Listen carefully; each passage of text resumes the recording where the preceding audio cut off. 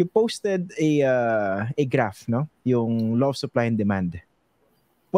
Paki-explain nga, why did you post it, and was this the reason or parang the last straw kung bakit kayo tinanggal? Yes, that's the reason kung ba't ako tinanggal. Because I posted that graph of the supply and demand na nagpapakita din kung ano yung epekto ng price ceiling or price cap. Kasi dun sa graph na to, katulad ng in-explain ko sa mga estudyante ko, yung mga economics graph are actually reflection ng human behavior natin. So lagi kong tinatanong, ngayong pumaba ang presyo, supposedly dahil sa price cap, ikaw bilang middle class consumer, ano ang unang-una mong gagawin? Ikaw, Christian, may pangbili ka ng, bibili ka ng marami. Tataas yung demand. Hindi ka lang bibili ng supply mo for this week. Bibili ka ng marami. Kasi kaya mo at ma-afford mong bumili. Kung ikaw ay low income na mamimili, mababa yung presyo, araw-araw ka lang bibili. Kaya lang, kung titingnan naman natin sa behavior ng nagtitinda at binili mo yung produkto na tinitinda mo at a price higher than what is being asked for us to sell, itong price cap na to, ibebenta mo ba yung tinitinda mo? Kung ikaw yung importer o may malalaking warehouse ka, kaya mong i-imbak yung produkto mo ng ilang buwan hindi mo siya kailangan ibenta ngayon. So magkakaroon ng hoarding ng bigas. Itong mga maliliit na tindahan, kung kailangan kumita or ma-recover yung puhunan, magbebenta ng lugi. Diba? So ang mangyayari, liliit yung supply dahil mababa yung presyo, pero dadami yung demand. Dahil binaba yung presyo, meron ka ngayong gap sa supply. Ang tawag dyan ay shortage. So, sino ang magkakaroon ng access sa bigas? Siguro yung mga middle class na kayang bumili ng maramihan, magkaka-access sa bigas. Pero itong mga pang-araw-araw lang mga kakayahan para bumili ng bigas, magkakaproblema sa access sa bigas. So, that's the first layer ng problem. Yung second layer ng problem, pagka paunti na ng paunti, at naubos na yung supply ng bigas, magkakaroon na yan ngayon ng tinatawag nating black market ng bigas. Sa black market ng bigas, dahil staple to maraming bumibili. Ano yung mangyayari? People now, yung mga tao, will be willing to pay more para makabili ng bigas, more than the price cap, more than what is the price in the market supposedly kung walang price cap. So sino yung makikinabang dito sa price cap na to? Yung mga magbebenta sa black market na mas mataas pa ang presyo kaysa dun sa regular na presyo kung walang price control. Doon naman sa side ng medyo komplikado, no? Kala mo 2 linya lang yung makikita mo, but story behind those 2 lines. Yung makapalo pa ako dyan. Sige, go lang po. Sige. So ngayon, kung ikaw yung seller, bumibili ka naman sa domestic, hindi ka nga mag-i-import kasi mas mahal, diba? Or i-imbak mo muna yung mga na-import, hindi mo muna ilalabas. Kung bumibili ka naman sa farmers, babaratin mo naman yung farmers. Diba? Dahil kailangan mo rin kumita. Kailangan mong bayaran yung halaga ng pagpapatistis ng palay, pag-iimbak ng palay, pag-distribute nito mula sa farm papunta sa palengke. Kailangan mo yun lahat ma-recover. Ngayon, kung nag-set ka ng price cap at yung mga cost na yun ay nandyan, babaratin mo naman ngayon yung mga magsasaka. So, ang tanong, ang bottom line, kung meron kang inimpose na polisiya katulad ng price cap, sino ang nakinabang? Hindi ang consumers, hindi ang mga tindera, hindi ang mga magsasaka. Yung mga kayang mag-hoard at magbebenta sa black market. Okay. Hihimayin natin yan, no?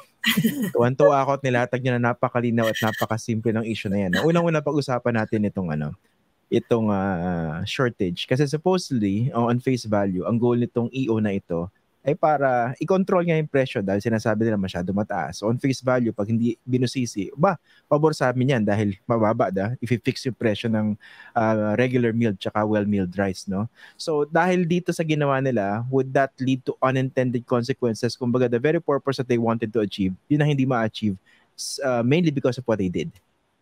Yes, kasi yung mga tindera hindi nga kikita So kung kaya nilang itago at iimbak muna yung kanilang paninda dahil sinabi ng pamahalaan, temporary lang to, short term, hintayin natin na i-lift itong price cap para maibenta natin ng kahit break-even man lang.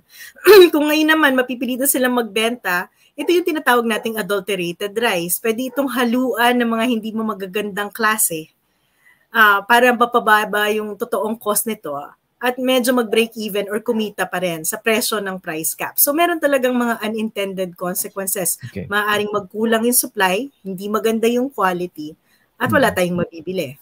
Masakit yun. No? Kumbaga, nasira lahat.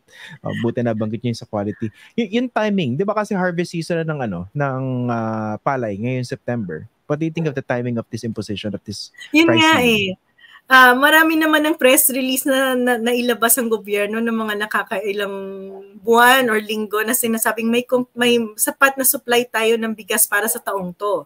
So ngayon ang tinatrabaho na lang ng gobyerno ay arrangement or government-to-government agreement with other ASEAN countries para sa supply ng bigas sa susunod na taon. So very surprising na biglang naglabas ng polisiya para mag-impose ng price cap kung ang sinasabi naman natin ay may sapat na bigas hanggang sa dulo ng taon.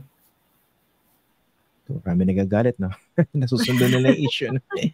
Okay. Ito naman, yung sa binabanggit ni kumbaga, total nandiyan na yan, no? When you talk about price ceiling, how soon should it be lifted? Kumbaga, pwede ba yung patagalin ng ilang linggo, ilang buwan?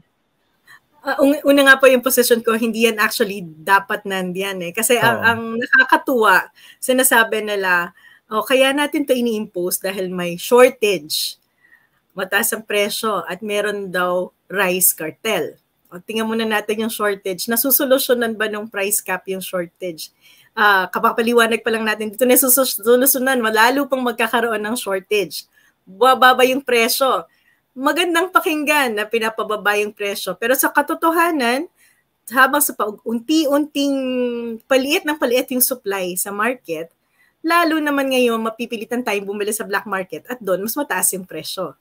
Ngayon, yung usapin ng kung meron bang import cartel dito sa Pilipinas, gobyerno nga tayo Ito yung nakaka-disappoint kasi kapag sa gobyerno ka, kumbaga marami kang aparato ng solusyon at polisiya, binibigyan naman natin ng lisensya kung sino makakapag-import. Pwede nating tingnan sa customs kung sino nag-i-import na yan at sabihan, nag-hoard ba kayo o hindi, diba? Nire-raid naman nila ngayon. So napakadali. So nakakainis kasi walang connect yung EO39 dito sa mga ina-identify nating problema ng bigas. Okay. So napikon sila apparently doon sa graph na pinost nyo on Facebook. And basically, that's self-explanatory doon sa naintindihan yung basic law of supply and demand. Ano nangyari pala after you posted it? Actually, alam ko na yun Nung pinost ko yung graph na yun, alam ko na natatawagan ng Malacanang si Secretary Jokno para tanggalin ako. Pero pinost ko pa rin siya dahil hindi na nga nakakatuwa itong mga nangyayari. So, Wednesday, nung pagpasok ko sa DOF, at 11 o'clock, tinawag ako ni Secretary Jokno. Pinakita niya sa akin ng text message sa Malacanang na pinapatanggal na nga ako as Undersecretary ng Department of Finance. Nangyari na to before. Nangyari na to last July nung nakatanggap din si Secretary Jokno ng mensahe na tanggalan ako bilang Undersecretary ng Department of Finance. But at that time, ang issue naman merong nag-screen cap ng Facebook page ko mula 2016 at pinaabot daw ito sa presidente. Ni-screen cap nila yung mga comments ko tungkol sa mga Marcoses at sa previous administration. Na sabi ko nga, hindi ko naman tinago yun In fact, nung in-invite ako mag-join na administrasyon, ginawa ko pang public yung Facebook ko dahil gusto kong maging matapat at maging transparent on where I am and where I stand on issues. So, nung pinakita yun sa akin ni Secretary Jokno last July, nanong niya sa akin, how do I explain this to the President? Sabi ko, unang-una, sir, yes, those are my posts. They're still in my Facebook and I'm not erasing them. And the reason why I joined government when you invited me is because hindi naman nga nagbabago yung problema ng lipunan. Yung mga interest ng taong bayan ay pareho. Kung kahit sino man yung nasa Malacanang. So, nung sinabi at tinanong niyo ako na kailangang maglingkod para binibigyan niyo ako ng pagkakataon maglingkod sa bayan, tinatanggap ko po. At yun nga po, I want to be transparent. So you can see my Facebook. You can easily Google me and you can hear me say things about policies, about issues. At hindi ko po yung kinakahiya. Yun talaga yung stand ko. But I said, if they're uncomfortable, I'm willing to resign. So that happened in July. Pero bakit ano? Why did you why were you allowed to stay on? Yeah. So so sabi ni Secretary Jokno, kakausapin niya yung presidente at binanggit niya sa akin after a few weeks na nag-usap sila, pinaliwanag niya na natutulungan ko siyang isulong yung mga kailangan nating reform sa Department of Finance.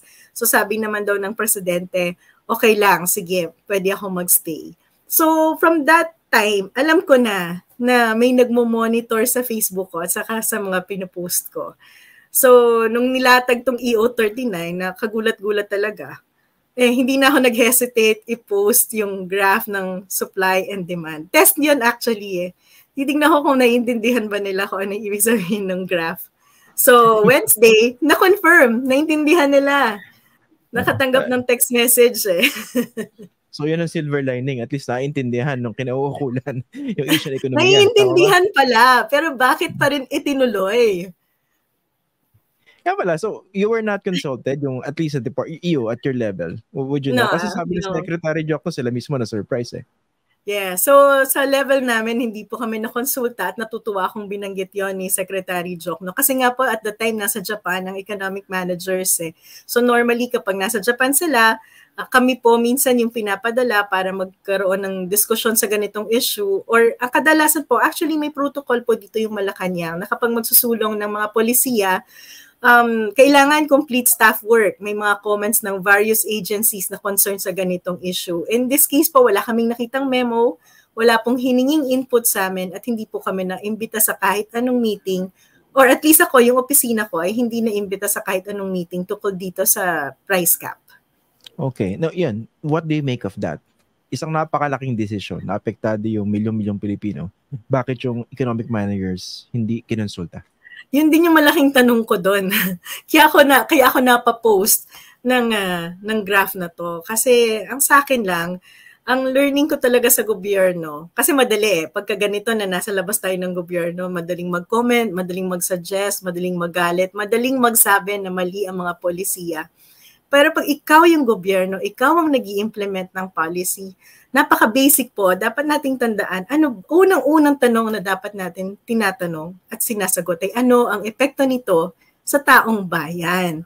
At malinaw na malinaw sa akin bilang ekonomista na itong batas na ito, itong polisiya na to na sinusulong nila, hindi maganda para sa taong bayan sino ang nakikinabang. Tapos walang naging konsultasyon, biglang binabagsak na lang. Parang hindi naman po ata ito yung esensya kung ba't ako nag-join sa pamahalaan na to. Kaya mas maganda pa na bumalik na lang ako sa UP na kung saan mas magiging malaya akong mag-criticize at magsabi kung ano nga ba ang nararapat ng mga polisiya. Kung nagustuhan niyo po itong video na ito, paki-like at share na lang po para mas marami pang makakita at makapanood. Kung gusto niyo po makibalita, follow niyo na rin po ako sa aking mga social media accounts na nakasulat po sa screen. Pwede rin po kayo magpadala ng super thanks, super like, super chat at super sticker sa YouTube, saka Facebook stars po.